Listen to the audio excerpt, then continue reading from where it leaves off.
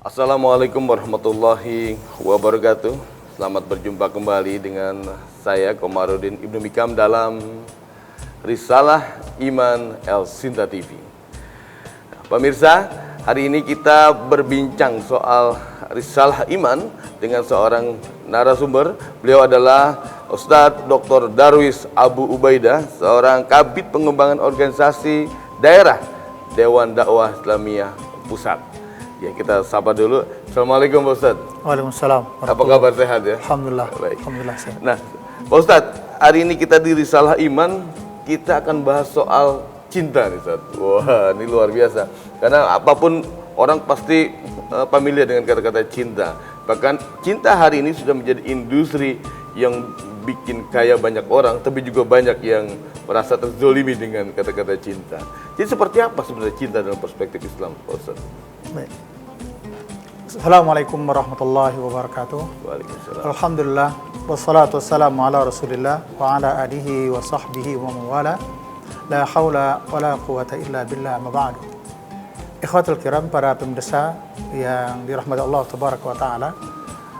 Berbicara masalah cinta adalah pembicaraan yang sangat indah dan sangat menarik, bahkan tidak pernah habis-habisnya karena cukup panjang bagaimana orang memahami cinta itu sendiri. Ada salah seorang ulama yang sangat terkenal, misalnya Ibnu Qayyim Al-Jauziyah, dia pernah mengatakan bahwa cinta, judulnya cinta. Cinta tidak sempurna cinta seseorang terhadap orang yang ia cintai sebelum dia mencintai orang-orang yang dicintai oleh orang yang ia cintai. Masya Allah, itu bagaimana itu merumuskannya itu. Intinya sederhana, cinta seseorang terhadap orang yang ia cintai tidak sempurna. Tidak dikatakan dia benar mencintai dia sebelum dia itu mencintai orang yang dicintai oleh yang dia cintai itu. Sampel yang paling sederhana adalah ketika seorang suami mencintai istrinya. Itu harus diuji sejauh mana kecintaan dia. Untuk kesempurnaan cinta istri kepada suami itu seperti apa. Ya, atau sebaliknya, cinta suami kepada istri itu seperti apa. Seorang suami mencintai istri dikatakan sempurna manakala si suami bisa mencintai orang-orang yang dicintai oleh istrinya. Ya orang tuanya, ya anaknya, ya keluarganya. Nah, oleh karena itu perlu kita bagi kepada beberapa bagian. Pertama, cinta itu adalah anugerah Allah. Itu dulu yang pertama. Di dalam Al-Quran disebutkan, walakinnallaha habbaba ilaikumul iman wa zayyanahu fi qulubikum. Tetapi Allah lah yang menanamkan kecintaan ke dalam hatimu. Kemudian Allah pula yang menjadikan cinta itu bersemayam menjadi indah di dalam hatimu. Ini janji Allah. Kita tengok bagaimana cinta kepada Allah, cinta kepada dunia, bahkan spesifiknya cinta terhadap suami istri pun itu digambarkan oleh Allah Subhanahu wa taala dalam Quran. Misalnya cinta kepada Allah dan Rasul. Cinta kepada Allah dan Rasul itu adalah mutlak. Ini menurut perspektif Islam. Cinta kepada Allah dan Rasul itu adalah mutlak. Dan kecintaan itu harus dibuktikan dengan bukti amal perbuatan. Bahasa Islamnya disebut namanya iman. Ya, iman. Nah, dengan iman inilah lahir sebuah perbuatan. Tidak dikatakan orang itu beriman kalau dia tidak bisa berbuat. Makanya para ulama menyebutkan yang dikatakan iman itu adalah sesuatu yang terikrar di dalam, terpatri dalam hati, ucapkan dengan lisan, dan diamalkan melalui anggota badan atau perbuatan. Nah, kecintaan kita kepada Allah juga harus dibarengi oleh ketaatan kita, kepatuhan kita kepada perintah Allah, serta kepatuhan kita terhadap hal-hal yang dilarang oleh Allah untuk kita hindari. Ketika kita mengatakan cinta Rasul, juga demikian. Harus dibarengi dengan ketaatan kita kepada Rasul, dan bagaimana upaya kita untuk memprotek diri kita dari hal-hal yang dilarang oleh Rasulullah SAW. Nah, hal-hal yang seperti itu diatur oleh Islam. Itu dikatakan perspektif Islam itu seperti itu. Sementara cinta kepada yang lain itu ada batas-batasannya. Karena cinta itu juga membuahkan ketaatan. Tidak dikatakan cinta kalau tidak ada ketaatan. Bahkan sebagian ahli bahasa menyebutkan seseorang yang mencintai menjadi budak terhadap orang yang ia cintai. Nah, gitu, seperti itu. Artinya apa? Walaupun dia aku mencintai dia, tapi dia tidak menjadi taat kepada yang dicintai, itu tidak dikatakan cinta. Nah, oleh karena itu cinta kepada Allah ada aturannya, cinta kepada Rasul ada aturan, dan itu bersifat mutlak. Kita awali dari awalnya tadi ya, bahwa cinta itu anugerah, bahwa itu ada cinta dari Allah gitu ya. Jadi cinta bukan dari hal lain, sehingga bahwa dia memanipulasi cinta, maka dia akan berdosa dengan yang memberikan cinta. Bagaimana pendapat Ustaz? Iya, cinta adalah anugerah Allah. Kita ambil contoh yang paling sederhana. Di dalam Al-Quran, satu ayat ini sangat populer. Iya. Surat Ar-Rum ayat 21. Wa min ayatihi an khalaqalakum min anfusikum azwajan litaskunu ilaiha wa ja'ala bainakum mawaddatan wa rahmah. Ini ayat ini populer, setiap ada acara ijab kabul selalu ini dibaca ini oleh para qari. Dan sebagian tanda-tanda dari kebesaran dan keagungan Allah, kata Allah adalah Allah menciptakan dari kamu itu berpasangan. Ada laki dan perempuan. Litaskunu ilaiha, sehingga kamu memiliki ketertarikan kepadanya. Setelah tertarik, gitu ya, kemudian nikah. Setelah menikah itu Allah katakan wa ja'ala bainakum mawaddatan wa rahmah. Lalu Allah menciptakan, Allah menjadikan di antara kamu pasangan ini mawaddah wa rahmah, kasih sayang. Ini menunjukkan betapa jelasnya bahwa cinta itu adalah anugerah. Ya, cinta tidak bisa didatangkan dengan harta atau dengan kecantikan dan bisa direkayasa. Nggak bisa. Kalau cantik bisa membuat cinta itu bagus, saya yakin suami istri yang cantik nggak bakal berakhir dengan perceraian. Nyatanya banyak yang cerai. Banyak yang cerai. Semakin cantik semakin ramai itu pengadilan. Semakin ganteng semakin ramai itu pengadilan. Semakin kaya apalagi ya. Semakin kaya. Nah, tapi cinta ada anugerah. Ketika Allah menganugerahkan cinta itu maka dia bertahan. Ketika cinta itu dicabut oleh Allah, maka dia akan selesai. Seperti itu. Berarti kedekatan kepada sumber cinta ini yang menjadi itu yang dikatakan cinta adalah anugerah itu. Iya. Nah, seperti kalau tidak salah Demasif menjalankan seperti itu. Iya. Yang harus dijaga itu. Iya, artinya kalau ingin melanggengkan cinta, maka dia harus dekat dengan Allah, gitu Iya. kan? Dia dekat dengan Allah dan cinta itu akan berlimpah. Iya. Dengan pertanyaan itu ada sebuah hadis yang sangat populer. Salah satu syarat untuk mendapatkan cinta itu adalah kata Rasul qiyamul lail. Nah, gitu.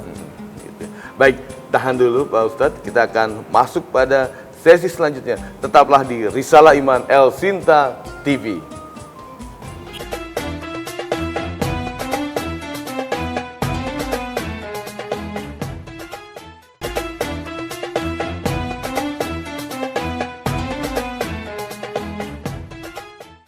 Risalah Iman El Sinta TV.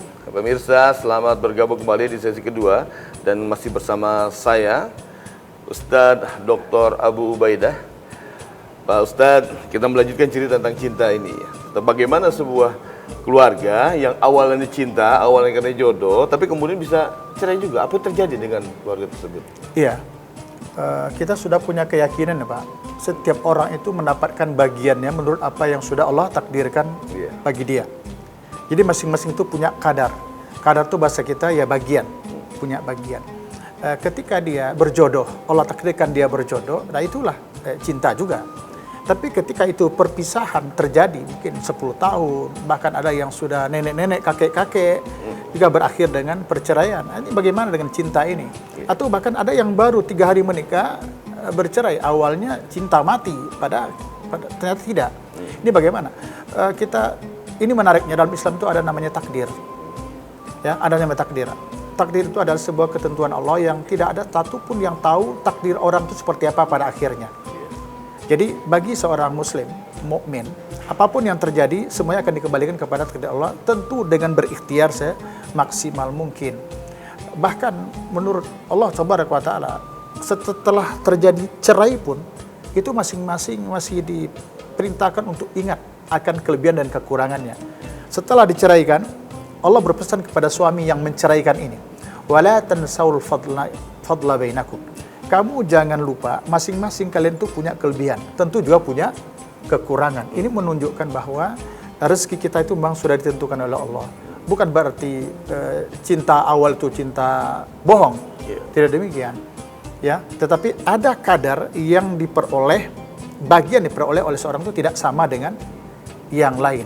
Tapi itu dikatakan cinta. Cinta itu bisa dikatakan keinginan. Kalau boleh kita tambahkan sebuah ayat menunjukkan pernikahan itu selalu dasarkan kepada cinta. Kalaupun ada yang dipaksa itu bukan urusan kita. Kita tidak tahu hati seseorang. Tapi dalam Ali Imran ayat 14 itu disebut apa? Zuyyina lin-nasi hubbus syahawati minan nisa wal banin wal qanatir seterusnya. Dijadikan baik, dipandang elok kan gitu kan kepada seorang manusia itu ada keinginan hubbus syahwat, keinginan yang berbentuk keinginan ya libido. Kepada siapa? An-nisa, kepada wanita. Jadi laki-laki punya keinginan kepada wanita, ketertarik pada wanita itu fitrah. Wanita punya ketertarikan kepada laki-laki adalah fitrah. Yang susah ini yang laki-laki sedang sama laki-laki, ini menyalahi fitrah ini sebenarnya.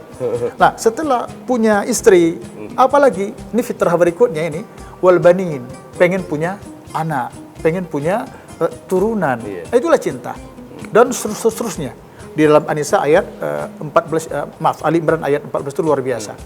Jadi itulah goresan cinta yang ada dalam hati kita sendiri. Nah, ini juga menjadi sebuah pertanyaan betapa goresan cinta itu kadang-kadang tidak bisa menjadikan sebuah keluarga itu langgeng.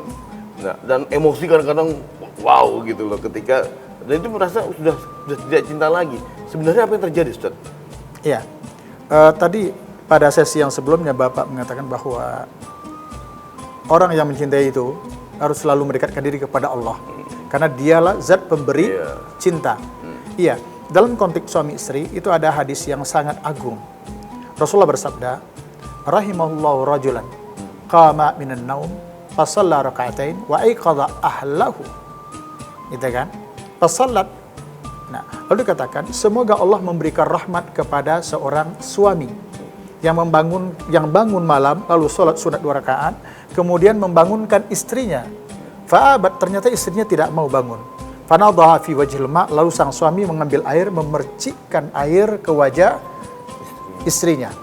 Subhanallah. Romantis sekali itu. Luar biasa. Ini romantis, ini sebenarnya ini.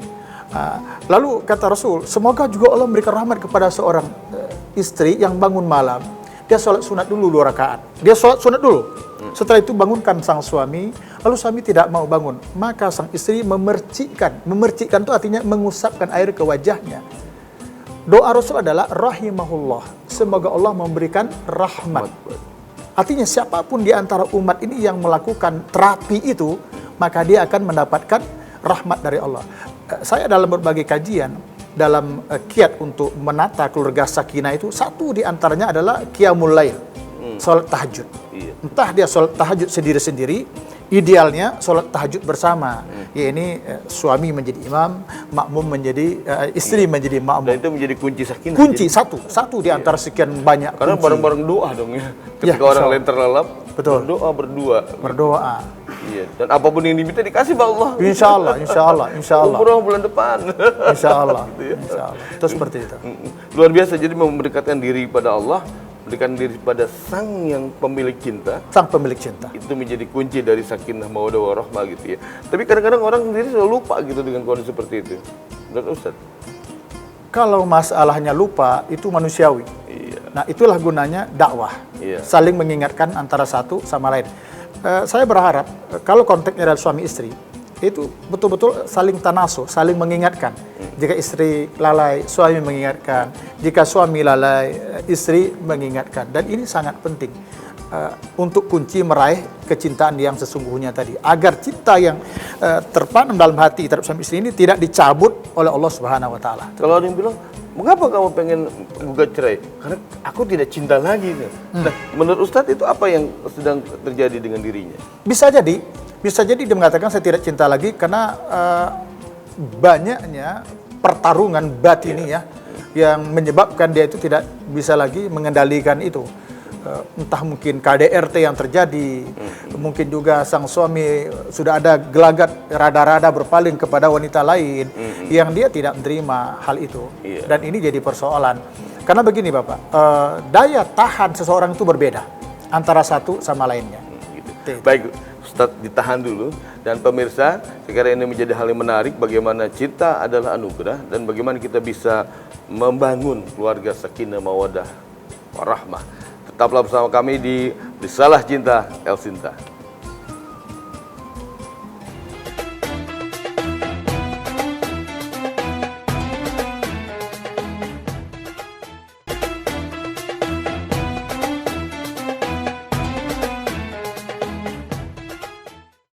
Baik pemirsa, selamat bergabung kembali dalam Risalah Iman El Sinta TV bersama saya Komarudin Ibnu Mikam dan narasumber kita hari ini yang kita bicara tentang cinta. Cinta itu anugerah. Cinta dalam perspektif Islam bersama Dr. Abu Ubaidah.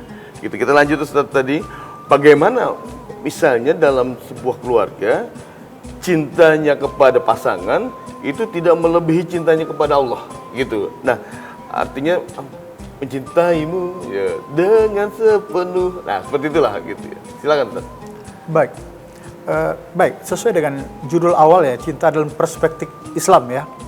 Allah mengajarkan kepada kita dengan sebuah perbandingan. Wa minan nasi may yattakhizu min dunillahi andadan yuhibbunahum ka hubbillah. Walladzina amanu ashaddu hubban lillah. Ada sebagian manusia, kata Allah, menjadikan tandingan-tandingan selain Allah. Mereka mencintai tandingan itu. Tandingan itu macam-macam, bisa harta, bisa berhala, bisa patung, apapun namanya. Mereka mencintai tandingan itu seperti mereka mencintai Allah. Sementara walladzina amanu, orang-orang yang beriman, asyaddu hubban lillah, cintanya amat sangat kepada Allah. Cintanya amat sangat amat kepada Allah, tentu tidak menafikan cinta kepada yang lain. Saya ingin katakan kepada para pemirsa misalnya begini, saya sangat mencintai Allah. Saya sangat mencintai Allah, namun tidak mengurangi rasa cinta saya kepada istri saya.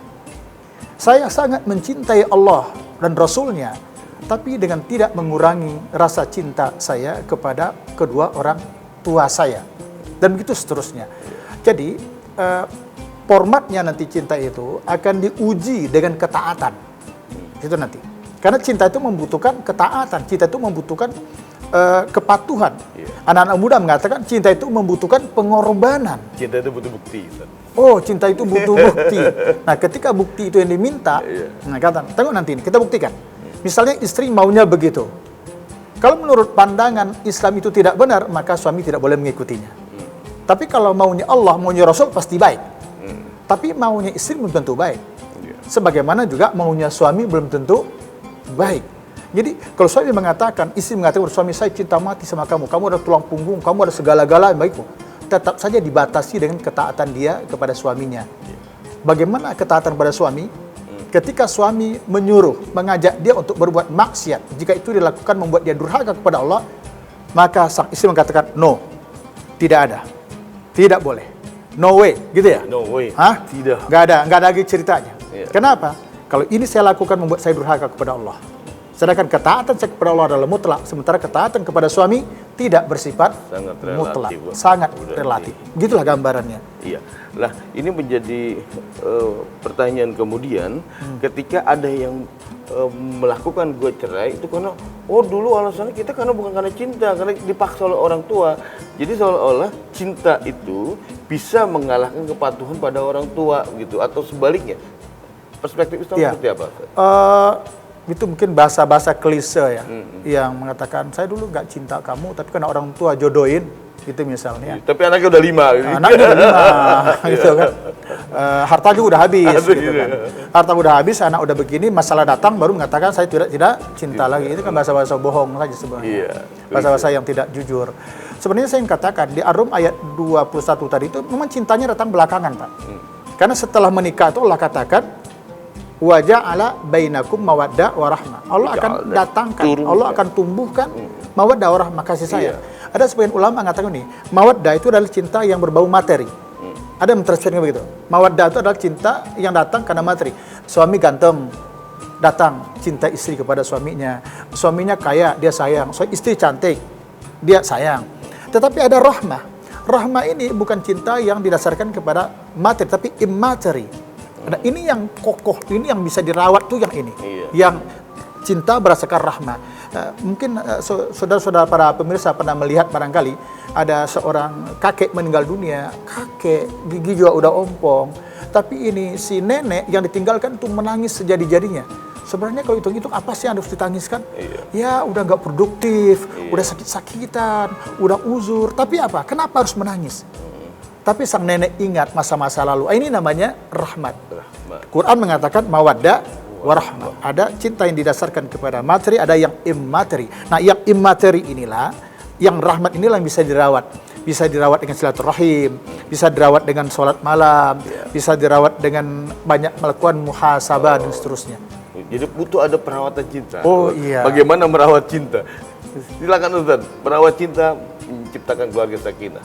Ya, secara umum kita belajar hal-hal yang bisa merusak cinta kita. Apa yang, salah contoh begini, setiap pasangan suami istri itu pasti ada yang disukai, ada yang tidak disukai. Ya. Kita bisa jadi memberikan kertas untuk membuat checklist kepada istri, apa saja yang kamu tidak suka kalau aku lakukan. Pasti istri akan mengisi itu checklist itu, apa yang tidak disukai. Nah, setelah kita mengetahui dia tidak suka ini dan itu, ya udah jangan lakukan itu. Sama halnya juga kita mengatakan kepada istri apa yang kita tidak suka. Dalam bahasa sayanya itu namanya komunikasi. Al-Quran mengajarkan kita yang pertama itu adalah komunikasi. Ya ayyuhalladzina amanu ittaqullaha wa qulu qawlan sadida. Wahai orang beriman, bertakwa kamu kepada Allah dan ucapkan kata-kata yang baik. Kalau kata-kata yang baik, komunikasi sudah jalankan dengan baik, yuslih lakum a'malakum, semuanya akan jadi baik. Ini dasar komunikasi masa itu ada di situ. Surat Al-Ahzab. Wa qulu qawlan sadida. Katakan, ucapkan perkataan yang baik. Kalau ucapan baik, perkataan baik, komunikasi berjalan dengan baik, yuslih lakum a'malakum. Semua urusan kamu akan jadikan baik oleh Allah. Kata kunci di situ. Jadi kalau mau dirujukkan, pertama bertakwa kepada Allah, kemudian kita belajar untuk berkomunikasi yang baik. Katakan yang mau, yang tidak mau, sukai dan tidak disukai. Dan ini menjadi pintu ya, menjadi pintu untuk terbukanya rahmat Allah dalam merawat kasih sayang kita, insyaallah. Luar biasa.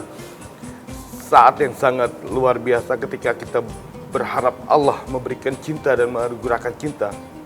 Dan itulah kemudian terjadi sebuah upaya dari kita untuk meraih cinta tersebut. Karena cinta adalah anugerah. Terima kasih Pak Ustadz atas waktunya. Dan demikian saudara Risalah Iman El Sinta TV bersama saya Komarudin Ibnu Mikam dan Ustadz Abu Ubaidah. Dari saya sekian. Assalamualaikum warahmatullahi wabarakatuh.